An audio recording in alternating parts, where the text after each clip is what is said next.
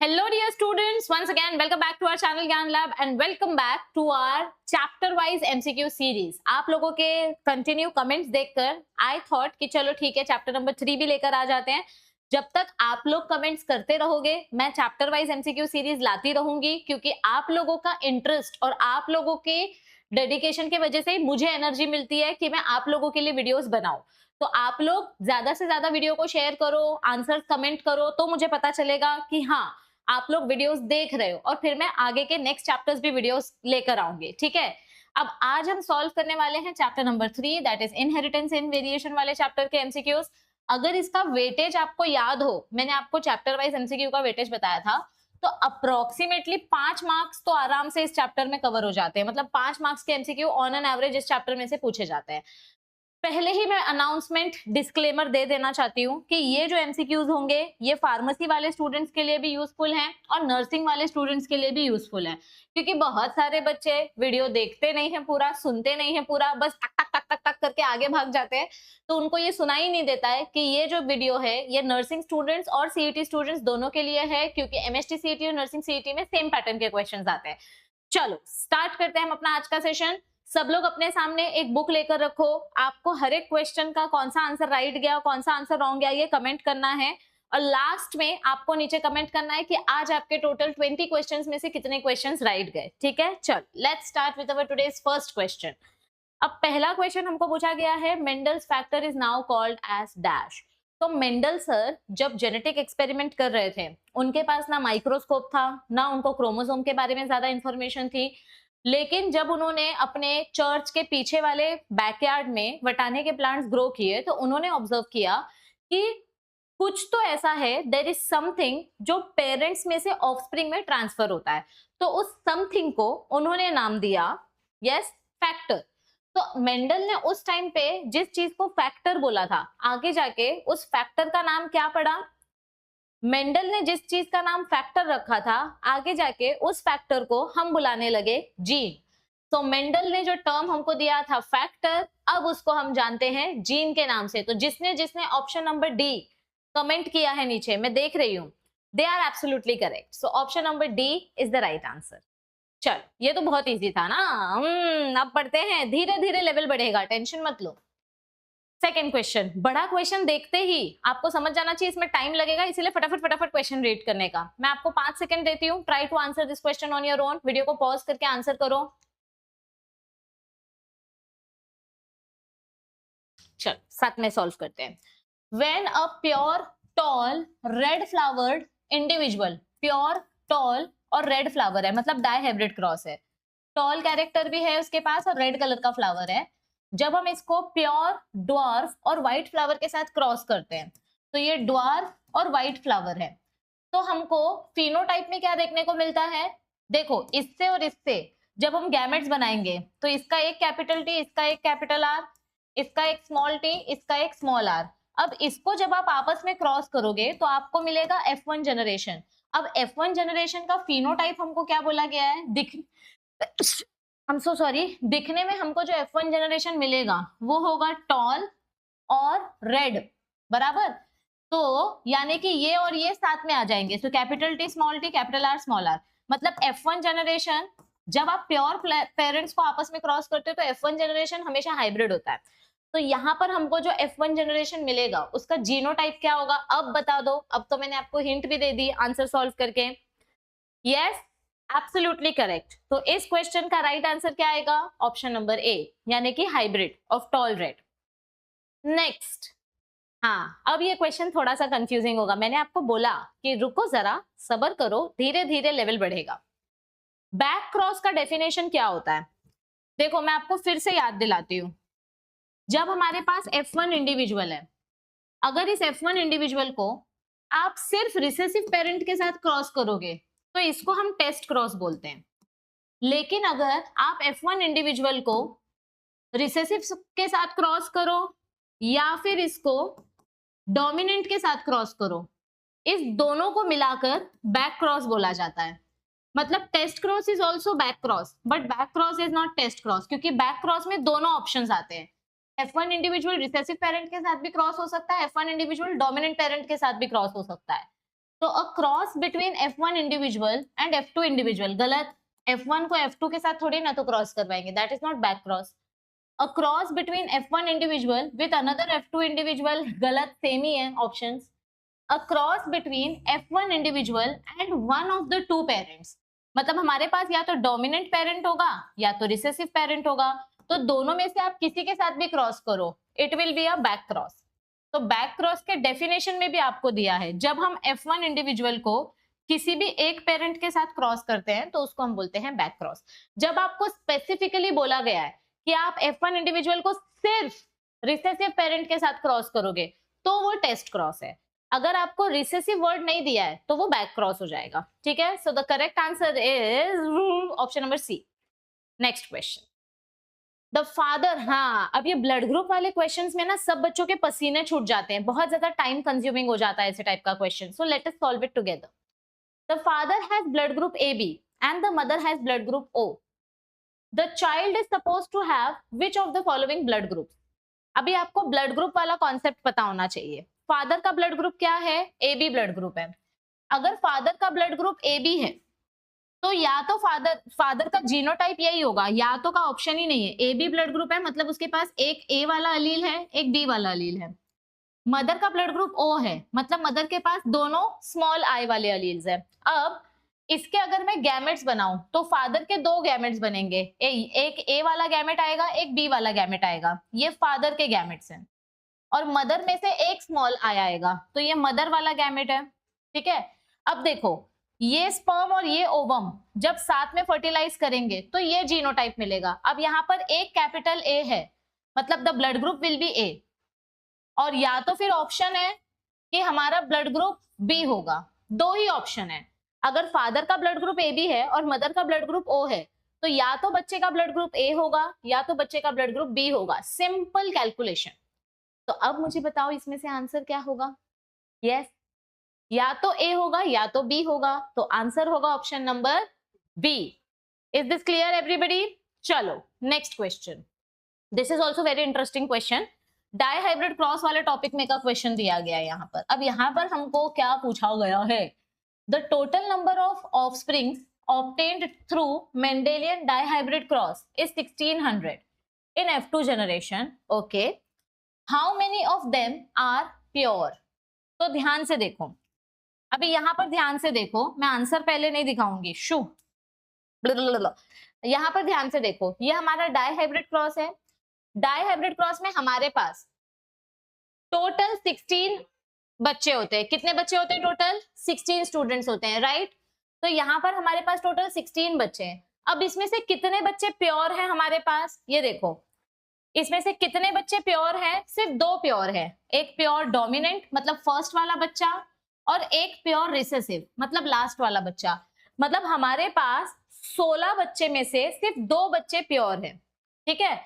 तो हमारे पास total population कितना है? 1600, और उसमें से प्योर बच्चे कितने होंगे? 2/16 इंटू 100। हमारे पास टोटल 1600 प्लांट्स है, वी हैव टोटल 1600 प्लांट्स। इसमें से सिर्फ प्योर कितने हैं वो आपको पूछा है, बराबर। 16 में से दो प्योर है तो 1600 में से कितने प्योर होंगे? तो 2/16 इंटू 1600। अभी यहाँ पर 2 1 जा 2, 2 8 जा 16, बराबर। 8 1 जा 8, 8 2 जा 16। तो यहाँ पर कितने आंसर आए? The answer will be 200। क्या हो जाएगा यहाँ पर आंसर? 200। यानी कि कितने ऑफस्प्रिंग्स ऐसे हैं जो प्योर होंगे? 100 डोमिनेंट और 100 रिसेसिव। सो टोटल 200 ऑफस्प्रिंग्स ऐसे होंगे जो कंप्लीटली प्योर होंगे। Is this clear everybody? चलो आगे बढ़ते हैं। A man with A blood group marries a woman with B blood group. The possibility of having blood group AB in the children will be dash. देखो वापस से blood group वाला question आया है, ऐसे टाइप का एक क्वेश्चन आ सकता है, इसीलिए प्लीज थोड़ा दिमाग चलाओ। समझो फादर का ब्लड ग्रुप A है। अब जिसका ब्लड ग्रुप A होता है उसके पास दो टाइप के जीनोटाइप्स होते हैं, या तो उसके पास प्योर A वाला जीनोटाइप होगा या तो उसके पास एक A वाला अलील होगा, एक स्मॉल I वाला अलील होगा। ये दो ऑप्शंस हैं, ठीक है। अभी और मदर का ब्लड ग्रुप क्या है? बी ब्लड ग्रुप है, मदर का blood group B blood group है, तो या तो उसका अलील ऐसा होगा या तो उसका अलील ऐसा होगा। अगर समझो पेरेंट्स का अलील ऐसा है, ये और ये, तो इसमें से एक अलील आएगा, इसमें से एक अलील आएगा, और बच्चे का blood group compulsory A B होगा। मतलब 100% प्रोबेबिलिटी है कि सारे बच्चे ए बी ब्लड ग्रुप वाले होंगे अगर ये वाला जीनोटाइप है। अगर ब्लड ग्रुप का ये जीनोटाइप है तो 100% प्रोबेबिलिटी आएगी। लेकिन अगर हमारे पेरेंट्स का जीनोटाइप ये हुआ, तो अगर जीनोटाइप ये हुआ तो क्या प्रोबेबिलिटी होगी? देखो, अगर फादर का जीनोटाइप ये और मदर का जीनोटाइप ये हुआ तो प्रोबेबिलिटी क्या होगी? ए बी ब्लड ग्रुप की प्रोबेबिलिटी होगी 25%, ए ब्लड ग्रुप की प्रोबेबिलिटी होगी 25%, बी ब्लड ग्रुप की प्रोबेबिलिटी होगी 25% और ओ ब्लड ग्रुप की प्रोबेबिलिटी होगी 25%। तो जब आपको ऐसे दो ऑप्शंस में से कुछ ऑप्शन चुनना पड़े कि मैम ये वाला चुने कि ये वाला चुने, हमेशा ये वाला चुनो, क्योंकि आपको बोला नहीं है कि मदर और फादर का जीनोटाइप कैसा है, प्योर जीनोटाइप है या हाइब्रिड है, अपने को कुछ क्वेश्चन में दिया नहीं है। जब आपको क्वेश्चन में कुछ नहीं दिया रहता है तो हम हमेशा ये वाला जीनोटाइप कंसिडर करेंगे। तो अकॉर्डिंग टू दिस जीनोटाइप हमको चारों ब्लड ग्रुप मिलने की प्रोबेबिलिटी है। सो ए बी ब्लड ग्रुप बच्चे का होगा, इसके क्या चांसेस हैं? 25% चांसेस हैं कि बच्चे का ब्लड ग्रुप ए बी हो सके। The possibility of having AB blood group in their children will be 25%, it can be 50%, right? तो प्रोबेबिलिटी यहाँ पर सारी की सारी हो सकती है। मैंने आपको एक ऑप्शन बताया 100% वाला, दूसरा ऑप्शन बताया 25% वाला। अगर समझो यहाँ पर केस उल्टा हो जाता है, मतलब और एक ऑप्शन है, अगर समझो हमने फादर का ब्लड ग्रुप का जीनोटाइप लिया हाइब्रिड और मदर का ब्लड ग्रुप का जीनोटाइप लिया प्योर, तो ऐसे केस में ये इसके साथ जाकर ए बी ब्लड ग्रुप बनेगा, करेक्ट? दोनों सेम ही है तो यहां से एक ही अलील आएगा, और ये इसके साथ जाकर बी ब्लड ग्रुप मिलेगा। मतलब 50% चांसेस है बी ब्लड ग्रुप मिलने के, 50% चांसेस है ए बी ब्लड ग्रुप मिलने के। तो चांसेस कितने हैं? 25% मिलने के भी चांसेस हैं, 100% मिलने के भी चांसेस हैं और 50% मिलने के भी चांसेस है। मतलब आपके पेरेंट्स के जीनोटाइप के ऊपर डिपेंड करता है कि बच्चे का ब्लड ग्रुप कितना परसेंटेज होगा और कौन से टाइप का ब्लड ग्रुप होगा। अब हमको यहाँ पर पेरेंट्स का जीनोटाइप नहीं बताया है, तो हमको ब्लड ग्रुप 50% भी मिल सकता है, 25% भी मिल सकता है, 100% भी मिल सकता है। इसीलिए यहाँ पर आंसर आएगा option number D. Next question, match column 1 and select the correct option from the codes given below. Okay, अब हमको कॉलम 1 को बाकी के कॉलम्स के साथ मैच करना है। दिख रहा है ना सबको? Yes, it is visible. ठीक है, चलो अभी ये तो आप इजीली मैच कर सकते हो। मैं आपको एक हिंट दे देती हूँ, जब हम टेस्ट क्रॉस करते हैं तो हमको हमेशा 1:1 का रेशियो मिलता है। मोनो हाइब्रिड टेस्ट क्रॉस में 1:1 का रेशियो मिलता है, डाई हाइब्रिड टेस्ट क्रॉस में ये डबल हो जाता है, 4 बार 1 आता है। तो एक हिंट मैंने आपको दे दी, डाई हाइब्रिड टेस्ट क्रॉस में हमको रेशियो मिलेगा 1:1:1:1, तो ए का आंसर आएगा 3। ए का आंसर है 3। बाकी दोनों ऑप्शंस को एलिमिनेशन स्ट्रैटेजी की मदद से कट कर दो। ठीक है, अब सेकेंड, लॉ ऑफ सेग्रीगेशन के ऊपर अगर हम डिपेंड करें तो लॉ ऑफ सेग्रीगेशन का दूसरा नाम क्या है? Law of segregation is also known as law of purity of gametes. तो यहां पर आंसर आ जाएगा बी का 4। ये कट हो गया, मतलब ऑप्शंस एलिमिनेट हो गए और एक ही आंसर बचा।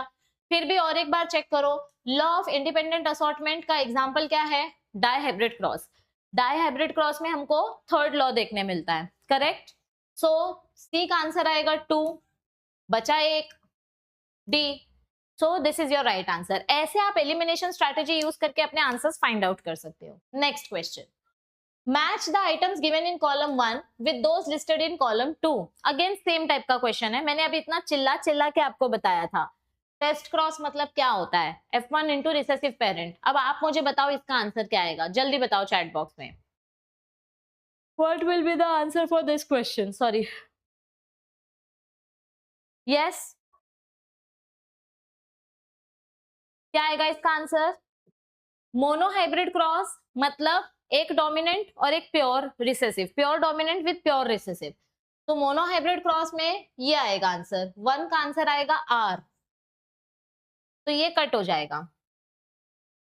टेस्ट क्रॉस मतलब F1 जनरेशन मतलब हाइब्रिड इनटू रिसेसिव, तो 2 का आंसर आएगा टी, 2 का आंसर आएगा टी, तो ये वाला कट हो जाएगा। अलील्स मतलब क्या होते हैं? टाइप्स ऑफ जीन, एक डोमिनेंट जीन, एक रिसेसिव जीन। तो जीन के दो अलग अलग टाइप्स, 3 का आंसर आएगा पी, 3 का आंसर आएगा पी। तो ये वाला कट हो जाएगा। तो एक ही ऑप्शन बचा ना जिसमें सारे आंसर्स करेक्ट मैच हो रहे हैं। Tada, your answer is option number C. Elimination strategy use करना सीखो। ओके, चलो नेक्स्ट क्वेश्चन पे जाते हैं। हमने एक प्योर टॉल पी प्लांट लिया है और इसको हमने एक पुअर सॉइल में उगाया। ध्यान से सुनो, एक हमने क्या किया, प्योर टॉल प्लांट लिया। अब प्योर टॉल प्लांट, पहले क्वेश्चन पढ़ लेते हैं। मैंने एक प्योर टॉल प्लांट लिया है, उसको मैंने सॉइल में उगाया, लेकिन सॉइल में ना ज्यादा न्यूट्रिएंट्स नहीं थे, मरी हुई थकी हुई सॉइल थी। तो प्लांट का जीनोटाइप टॉल है, मतलब मैंने जब वो सीड डाला तो वो टॉल प्लांट का सीड था, लेकिन सॉइल के पुअर न्यूट्रिशन के वजह से वो प्लांट बेचारा हाइट में छोटा रह गया, मतलब दिखने में वो ड्वार्फ दिख रहा है। तो अगर मैं इसी प्लांट का फिर से सेल्फिंग करूंगी तो मुझे कैसा जीनोटाइप मिलेगा F1 जनरेशन में? देखो इधर क्या बोला है, हमने जो प्लांट लिया वो ओरिजिनली टॉल प्लांट था, लेकिन इसको न्यूट्रिशंस प्रॉपरली नहीं मिले, इसीलिए इसकी पूरी हाइट नहीं बढ़ी और दिखने में ये छोटा दिखाई दे रहा है। प्लांट का हाइट भले ही छोटा दिखाई दे रहा है, पर उसका डीएनए थोड़ी बदलेगा। हमने डीएनए तो बड़ा सीड वाला लिया था, तो उसके डीएनए में अभी भी डोमिनेंट अलील्स है। अब अगर मैं इसी प्लांट को फिर से इसके ही साथ सेल्फिंग करूं, मतलब ये जो छोटा प्लांट मुझे मिला है, इस छोटे प्लांट में जो वटाने मुझे मिले हैं, ये सारे वटाने कैपिटल टी वाले हैं। अब अगर मैं इनको आपस में रिप्रोड्यूस करवाऊं, capital T into capital T, इधर से एक गैमेट आएगा, इधर से एक गैमेट आएगा, दोनों से मिलाकर मुझे F1 जनरेशन में वापस से प्योर टॉल मिलेगा। तो जब तक आप सॉइल का क्वालिटी इंप्रूव नहीं करते तब तक प्लांट की हाइट नहीं बढ़ेगी। बट यहाँ पर उसके डीएनए का कोई प्रॉब्लम नहीं है, यहाँ पर प्रॉब्लम है उसके एनवायरमेंट का। अगर एनवायरमेंट में खराबी है तो डीएनए कितना भी अच्छा हो वो नहीं डेवलप हो सकता। इससे बहुत अच्छा एक मेरे दिमाग में एग्जाम्पल आ रहा है, वो बोलते हैं ना कि आपकी संगत यानी आपका एनवायरमेंट बहुत ज्यादा मैटर करता है। फॉर एग्जाम्पल, अभी आपको भी पता है कि एंट्रेंस एग्जाम्स के लिए कितने कम दिन बचे हैं, सीईटी के लिए बहुत कम दिन है, नीट के लिए, नर्सिंग सीईटी के लिए कितने कम दिन बचे हैं। अब आपके एनवायरनमेंट में आपका फ्रेंड सर्कल कैसा है वो मैटर करता है। अगर आपका फ्रेंड सर्कल टाइम पास करने वाला है तो वो आपको रील्स भेजेंगे, आपको स्नैप स्ट्रीक्स भेजेंगे, आपको पूरी तरीके से डिस्ट्रैक्ट करने की कोशिश करेंगे, जानबूझकर नहीं, पर उनका मन नहीं है पढ़ने का इसीलिए वो आपको डिस्ट्रैक्ट करेंगे। लेकिन अगर आपका फ्रेंड सर्कल दूसरे टाइप का है, जहां पे आपके फ्रेंड्स खुद भी पढ़ते हैं और आपको भी टपली मार के बोलते हैं पढ़ने बैठ चुपचाप, बहुत नाटक कर रहा है, तो फर्क पड़ता है। तो आप कितने भी स्ट्रांग हो, आपका इंटेंशन कितना भी अच्छा हो, अगर आपका एनवायरनमेंट अच्छा नहीं रहेगा ना तो थोड़ा सा डिफिकल्ट हो जाता है खुद को पुश करना। इसीलिए हम अपने ऑफलाइन क्लासेस में भी और अपने ऑनलाइन क्लासेस में भी मतलब बच्चों को सजेशन देते हैं कि फ्रेंड्स अच्छे या बुरे नहीं होते हैं, लेकिन आपके लिए क्या सही है वो सीखो, वो पहचानना सीखो। ठीक है, अगर आप लाइफ में आगे बढ़ना चाहते हो तो आपको खुद को बार बार याद दिलाना पड़ेगा कि what is right for you, what is wrong for you, और आप जो कर रहे हो क्या ये आपके सक्सेस के लिए जरूरी है, और अगर नहीं तो फिर स्टार्ट करो कुछ करना। और साथ ही साथ अपने फ्रेंड्स को भी सुधारो, क्योंकि अब फ्रेंड्स अपन बदल तो नहीं सकते, अब वो जो हैं तो या तो उनको सुधारो और या तो फिर थोड़े से आइसोलेट हो जाओ, यही दो ऑप्शन है। आप उनके जैसे बन जाओगे तो उसमें कोई प्रॉब्लम नहीं है, लेकिन फिर बाद में रिग्रेट आपको होगा और फिर आपस में आप फाइट करोगे, तेरे वजह से मैं आगे नहीं बढ़ा, तेरे वजह से मेरा मार्क्स नहीं आया, blah blah blah. So the point is the environment matters, because even if your DNA is very strong, sometimes the environment can suppress the quality. Okay, भले ये प्लांट के टर्म्स में था बट अपनी रियल लाइफ में भी ये same चीज अप्लाई होती है। It was very deep, wow. Okay, so यहाँ पर जितने भी हमको न्यू इंडिविजुअल्स मिलेंगे ये सारे के सारे कैसे होंगे, tall. Next, read the given statement and select the correct option. Okay, statement 1 में हमको क्या दिया है कि मेंडल सर ने जो एक्सपेरिमेंट किया था वो कौन से प्लांट में किया था, ये तो बच्चे बच्चे को पता है, 5वीं 6वीं 7वीं के बच्चे भी बता देंगे कि मेंडल सर ने जो एक्सपेरिमेंट किया था वो वटाने के प्लांट में किया था। वटाने प्लांट का साइंटिफिक नेम है कैपिटल पी, पीसम सटाइवम। तो ये प्लांट तो बिल्कुल नहीं था, तो first option is wrong. Mendel sir ने जो एक्सपेरिमेंट किया था वो एक्सपेरिमेंट रिजेक्ट हो गया, लेकिन मेंडल सर के काम को फिर से रीडिस्कवर किया 3 अलग अलग साइंटिस्ट ने। वो 3 अलग अलग महान साइंटिस्ट कौन थे, Hugo de Vries, Correns and von Tschermak. अब यहाँ पर ह्यूगो डी व्रीज का आंसर राइट है, बट विलियम बेटसन गलत है और एरिक शेमार्क गलत है। तो क्या आएगा answer? Statement number 1 is also wrong, statement number 2 is also wrong, so this is needless to say that both the statements are wrong, right? Okay, oh all right. तो बहुत सारे बच्चे हमारे प्लेटफॉर्म से अभी अभी जुड़ रहे हैं, न्यू सब्सक्राइबर्स ऐड हो रहे हैं हमारी चैनल पे, so welcome to our channel. शायद आप लोगों को पता हो, शायद आप लोगों को नहीं पता, तो मैं क्विकली आपको बता देती हूँ। हमारा प्ले स्टोर पर एक ऐप है, ज्ञान लैब ऐप। आपको नीचे डिस्क्रिप्शन में उसकी लिंक भी मिल जाएगी, आप डायरेक्ट वहां पे भी क्लिक करके डाउनलोड कर सकते हो, या प्ले स्टोर पे जाओ, ज्ञान लैब सर्च करो और डाउनलोड करो। डाउनलोड करने के बाद जब आप लॉगिन करोगे, लॉगिन करने के बाद आपको यहाँ पर एक नोट्स एंड पीडीएफ वाला सेक्शन दिखाई देगा। ये नोट्स एंड पीडीएफ सेक्शन में क्या खास है, यहाँ पर आपको फ्री ऑफ कॉस्ट बहुत सारा मटेरियल दिया गया है। आपको हमने 200 एमसीक्यूज दिए हैं प्रैक्टिस करने के लिए in the form of mock test, और ये आप अनलिमिटेड टाइम सॉल्व कर सकते हो, मतलब इसका कोई लिमिटेड अटेम्प्ट नहीं है। आप 10 बार 50 बार जितनी बार चाहिए उतनी बार सॉल्व कर सकते हो। ये प्रैक्टिस करने के बाद आपको हमने 1000 फ्री एमसीक्यूज दिए हैं। जितने भी MCQs last year CET exam में आए थे 2025 में, वो सारे एमसीक्यूज हमने आपको फ्री में दिए हैं। ये सॉल्व करने के बाद आप 2021 के एमसीक्यूज सॉल्व कर सकते हो, आप साइंटिस्ट के नेम्स वाली पीडीएफ सॉल्व कर सकते हो। तो आपको हमने बहुत सारा फ्री मटेरियल दिया है, जाके ये एक्सप्लोर करो। क्योंकि बहुत बार क्या होता है ना, बच्चों को पता ही नहीं रहता कि इतना सारा फ्री मटेरियल है, और फिर बच्चे बाद में पछताते हैं, अरे यार मुझे पहले पता होता तो कितना अच्छा हो जाता। और जिन बच्चों ने कोई भी कोर्स ज्वाइन नहीं किया है, कोई भी मतलब क्लास नहीं लगाया है, लेकिन उनका थियोरी पढ़ के हो चुका है, उनका वीडियोस देखकर हो चुका है, अब उनको बस प्रैक्टिस करना है, उनके पास कोई बुक वगैरह नहीं है, तो सबसे बेस्ट अपॉर्चुनिटी है कि आप हमारा मॉक टेस्ट वाला कोर्स ज्वाइन कर सकते हो।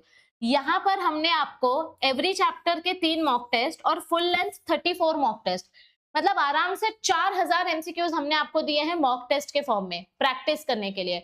एंड आई कैन गारंटी, अगर आप इतने मॉक टेस्ट सॉल्व कर लोगे तो आपके सीईटी में डेफिनेटली अच्छे मार्क्स आएंगे। मॉक टेस्ट सॉल्व करने के बाद एक स्टेप बहुत इंपॉर्टेंट है, सेल्फ एनालिसिस। मतलब जो क्वेश्चंस रॉन्ग जा रहे हैं वो क्वेश्चन चेक करो क्यों रॉन्ग गया। टेक्स्ट बुक में से थ्योरी चेक करो, आपकी थ्योरी में क्या दिया है और आपने क्या सिलेक्ट किया, उसको कंपेयर करो, ताकि आपको नेक्स्ट टाइम सेम क्वेश्चन अगर आए तो आप उसको सॉल्व कर सको। ठीक है, तो mock test is the best way to score more marks in your CET. Okay, let's move on with our next question. Both male and female have normal vision. अब ये कलर ब्लाइंडनेस वाला question है, यहाँ पे भी बहुत सारे बच्चों की हवा निकल जाती है। तो मेल एंड फीमेल दोनों का नॉर्मल विजन है। So though their fathers were colorblind and mothers did not have any gene for color blindness, so what is the probability of their daughter? मतलब एक फादर है एक मदर है, दोनों के पास नॉर्मल विजन है, this is normal women. Both male and female have normal vision though their fathers were colour blind, मतलब जो बच्चे हैं उनका विजन नॉर्मल है, लेकिन उनके जो फादर थे वो कलर ब्लाइंड थे। And mothers did not have any gene for color blindness. So what is the probability of their daughter becoming color blind? तो अब ये जो बच्चे हैं mail and female with normal vision, इनके पास कहां से अलील आएगा? देखो ध्यान से सुनो मैं क्या बोल रही हूँ। Both male and female have normal vision, male और फीमेल के पास नॉर्मल विजन है, लेकिन इनके फादर जो थे वो कलर ब्लाइंड थे। अब फादर का कलर ब्लाइंडनेस वाला अलील डॉटर के पास आया होगा, तो डॉटर कैरियर बन गई। मतलब ये जो फीमेल है ना, ये फीमेल दिखने में नॉर्मल है, लेकिन इसके पास एक अलील अपने फादर से आया है, तो यानी कि ये डॉटर जो है ये एक्चुअली में कैरियर डॉटर है। This daughter is a carrier daughter. Okay, और सन के पास कोई अलील नहीं आया है, तो सन नॉर्मल है। द सन इज नॉर्मल क्योंकि फादर से इसको वाई क्रोमोसोम मिला है और मदर से इसको एक्स क्रोमोसोम मिला है। तो male is normal but female is carrier. जब एक कैरियर फीमेल एक नॉर्मल मेल के साथ रिप्रोडक्शन करेगी, तो इनके डॉटर्स के कलर ब्लाइंड होने के चांसेस कितने हैं? 0। इनके डॉटर के कलर ब्लाइंड होने के चांसेस 0 है, क्योंकि माँ जब कलर ब्लाइंड रहती है और फादर जब कलर ब्लाइंड होता है तभी डॉटर कलर ब्लाइंड होती है, क्योंकि डॉटर के दोनों एक्स क्रोमोसोम्स के पास रिसेसिव अलील होना चाहिए। अगर माँ या पापा दोनों में से कोई एक इंसान भी नॉर्मल है तो डॉटर्स कभी कलर ब्लाइंड नहीं होंगी, सन कलर ब्लाइंड हो सकता है। तो देखो अगर ये वाला अलील इस वाले अलील के साथ गया तो भी हमारी डॉटर नॉर्मल होगी, और अगर ये वाला अलील इसके साथ गया तो ज्यादा से ज्यादा हमारी डॉटर कैरियर बनेगी। हमको सन के बारे में नहीं पूछा है, इसीलिए मैं सन वाला नहीं बता रही हूँ, हमको डॉटर के बारे में पूछा है। तो डॉटर के कलर ब्लाइंड होने के चांसेस कितने हैं? 0%, क्योंकि मदर को कलर ब्लाइंडनेस नहीं है। फादर कलर ब्लाइंड था बट मदर कलर ब्लाइंड नहीं है। तो कोई एक भी अगर कलर ब्लाइंड नहीं है तो daughter will not be colour blind, क्योंकि डॉटर के पास दोनों एक्स क्रोमोसोम्स आते हैं और colour blindness x linked recessive disorder है। जब तक दोनों पेरेंट्स को कलर ब्लाइंडनेस नहीं होगा तब तक डॉटर के कलर ब्लाइंड होने के चांसेस 0% है। Okay, alright, next question. tightly linked genes that is present on non-homologous region of X and Y chromosomes are called as dash। ये अपना X क्रोमोसोम है, ये अपना Y क्रोमोसोम है, ये ये होमोलोगस रीजन है, ये नॉन होमोलोगस रीजन है। तो यहाँ पर जो जीन्स प्रेजेंट है और यहाँ पर जो जीन्स प्रेजेंट है, ये genes directly as it is next generation में पास होते हैं। तो इनको बोलते हैं linked genes. These genes are called as linked genes. तो नॉन होमोलोगस रीजन वाले जो जीन्स हैं जो डायरेक्ट अपने बच्चे में पास होते हैं, इस प्रोसेस को हम क्या बोलते हैं? They are linked genes, but they are completely linked और इनकम्प्लीटली लिंक्ड, ये आप बताओ, नीचे बताओ कमेंट में। ये कंप्लीटली लिंक्ड है या इनकम्प्लीटली लिंक्ड है? They are completely sex linked genes. यहां पर सेक्स लिंक्ड वर्ड क्यों यूज किया है? क्योंकि एक्स और वाई क्रोमोसोम की बात हो रही है, तो सेक्स वर्ड आएगा ही, because X and Y chromosomes are allosomes. Next question, haemophilia is more commonly seen in human males than in human females because। अब इसका बहुत सिंपल रीजन है। हीमोफीलिया की बात करो या कलर ब्लाइंडनेस की बात करो, ये दोनों ही बीमारी एक्स लिंक्ड रिसेसिव डिसऑर्डर है, और जो बीमारी एक्स क्रोमोसोम पे होती है वो बीमारी मेल्स में ज्यादा होती है, क्योंकि मेल के पास बैकअप नहीं होता। मेल के पास एक ही एक्स क्रोमोसोम होता है, या तो वो एक्स क्रोमोसोम हेल्दी होगा या तो वो एक्स क्रोमोसोम डिफेक्टेड होगा, उसके पास कोई बैकअप नहीं है। फीमेल के पास बैकअप होता है। फीमेल का अगर एक एक्स क्रोमोसोम डिफेक्टिव हो गया तो भी उसके पास दूसरा क्रोमोसोम उसको बचाने के लिए रहता है, बट बेचारा मेल एक ही एक्स क्रोमोसोम है और एक वाई है।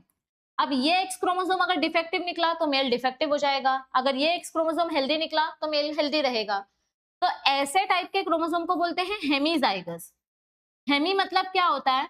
Half is X and half is Y, मतलब दोनों क्रोमोसोम सेम नहीं है। तो यहाँ पर देखो, मेल्स को हीमोफीलिया होने के या कलर ब्लाइंडनेस होने के चांसेस ज्यादा क्यों हैं?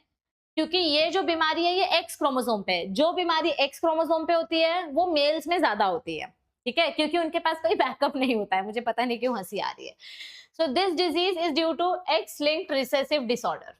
Okay, alright, next question. If recombination frequency of the gene is 50%, the linkage will be dash। okay, अभी आपको टीएच मॉर्गन का एक्सपेरिमेंट याद होगा, ऐसा वाला एक एक्सपेरिमेंट किया था। अब यहाँ पर इन दोनों के बीच में अगर डिस्टेंस ज्यादा है तो हमको रिकॉम्बिनेशन देखने मिलेगा। रिकॉम्बिनेशन की वजह से मतलब रिकॉम्बिनेशन 50% है और 50% पेरेंटल ट्रेट्स है। इसका मतलब कि ना तो अलील्स बहुत ही ज्यादा टाइटली कनेक्टेड है ना ही बहुत ज्यादा लूज है। इसका मतलब यहाँ पर जो अलील्स कनेक्टेड है, जो अलील्स एक दूसरे से लिंक्ड हैं, ना वो बहुत ज्यादा टाइट है ना वो बहुत ज्यादा लूज है, तो हम इसको बोल सकते हैं इनकम्प्लीटली लिंक्ड जीन्स। क्या बोल सकते हैं बच्चों इनको हम? Incompletely linked genes. Do you all agree with this? क्योंकि 50% ही रिकॉम्बिनेशन मिल रहा है, राइट? चलो नेक्स्ट क्वेश्चन में बढ़ते हैं, इसका आंसर करो फटाफट से, बहुत सिंपल क्वेश्चन है।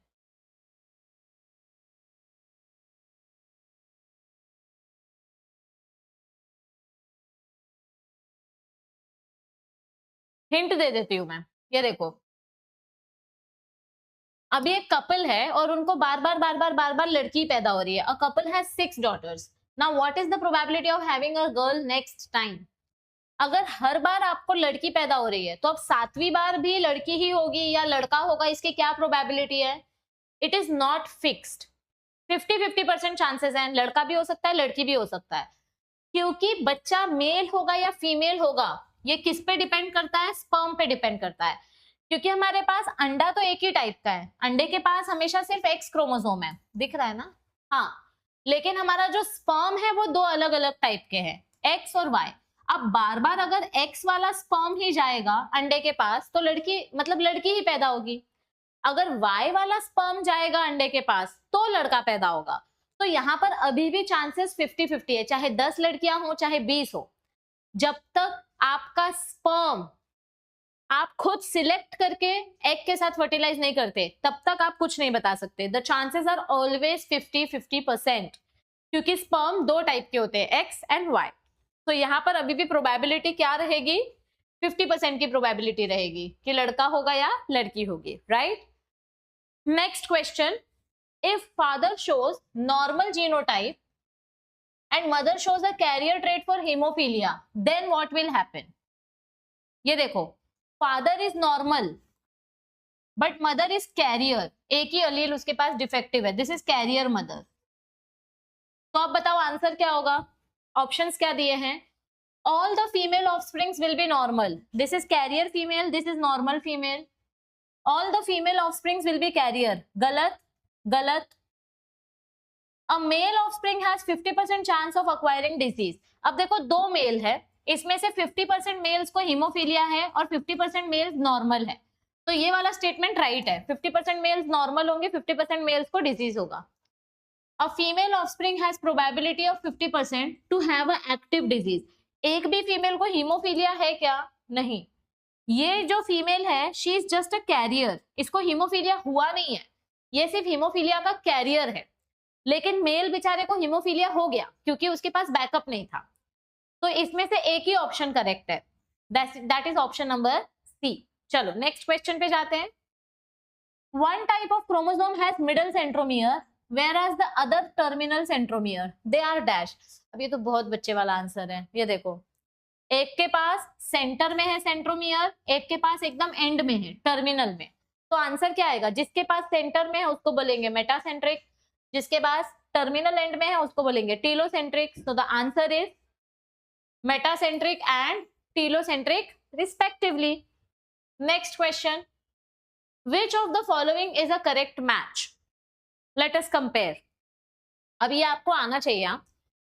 ओके, लाइन फिल्टर सिंड्रोम सबसे सिंपल है, सेक्स क्रोमोसोमल डिसऑर्डर है। तो यहाँ पर हमारे पास 44 ऑटोसोम्स होते हैं और एक सेक्स क्रोमोसोम एक्स्ट्रा होता है, तो डी का ऑप्शन आएगा, डी है का आंसर किधर। अच्छा, करेक्ट मैच पूछा है और दिखने में ये इंडिविजुअल्स टॉल होते हैं और इनको हम यूनक्स बोलते हैं। सो दिस इज करेक्ट पेयर। और भी ऑप्शंस चेक करते हैं। टर्नर सिंड्रोम में क्या होता है, एक क्रोमोसोम कम होता है, टोटल 5 क्रोमोसोम्स होते हैं, मतलब यहाँ पर सिर्फ एक एक्स क्रोमोसोम होगा, एक्स ओ मोनोसोमी बोलते हैं, तो ये गलत है। डाउन सिंड्रोम में क्या होता है, एक एक्स्ट्रा क्रोमोसोम होता है, मतलब यहाँ पर जो ऑटोसोम्स हैं वो ज्यादा होंगे। सेक्स क्रोमोसोम बराबर है पर यहाँ पर कितना होना चाहिए था, 45 ऑटोसोम्स होने चाहिए थे, तो ये गलत है। ठीक है। थैलासीमिया क्रोमोसोमल डिसऑर्डर नहीं है, थैलासीमिया जेनेटिक मेंडेलियन डिसऑर्डर है, मतलब वो एक पर्टिकुलर जीन के वजह से होता है, क्रोमोसोम्स के कम या ज्यादा होने की वजह से नहीं होता। थैलासीमिया जेनेटिक डिफेक्ट है, तो ये भी गलत है। तो एक ही पेयर करेक्ट है, that is option number D, correct. चलो second last question, if for an organism with 40 chromosomes in their diploid condition chromosomes, what will be the number of linkage group? देखो लिंकेज ग्रुप का concept हमने क्या पढ़ा है, हमारे पास total जितने number of chromosomes होते हैं उसका हाफ कर दो हैप्लॉइड नंबर। हैप्लॉइड नंबर को हम बोलते हैं लिंकेज ग्रुप। मतलब अगर हमारे पास 8 क्रोमोसोम्स हैं टोटल, तो इसका हाफ 4 हो जाएगा, तो 4 will be the linkage group of Drosophila. तो अगर हमारे पास 40 क्रोमोसोम्स हैं तो इसका हैप्लॉइड कितना होगा, 20, तो linkage group will be 20, right. चलो next question, the genotype of a hemizygous recessive human male for colour blindness is. मैंने अभी आपको बताया था हेमीजाइगस मतलब क्या होता है। एक तो पहली बात, मेल्स के पास एक एक्स क्रोमोसोम है, एक वाई क्रोमोसोम है। अब इसमें से भी सिर्फ एक्स क्रोमोसोम के ऊपर डिफेक्टिव अलील है, मतलब half number of chromosome is defected, तो इसको बोलते हैं हेमीजाइगस, और वो भी रिसेसिव अलील, तो छोटा वाला अलील होना चाहिए इसके पास। दिस इज नॉट हेमीजाइगस क्योंकि दोनों क्रोमोसोम सेम है। This is hemizygous, this is not hemizygous, ये डोमिनेंट अलील है, इसीलिए ये भी हेमिजाइगस नहीं होगा। यहाँ पर रिसेसिव बोला है ना, तो this is also not your answer.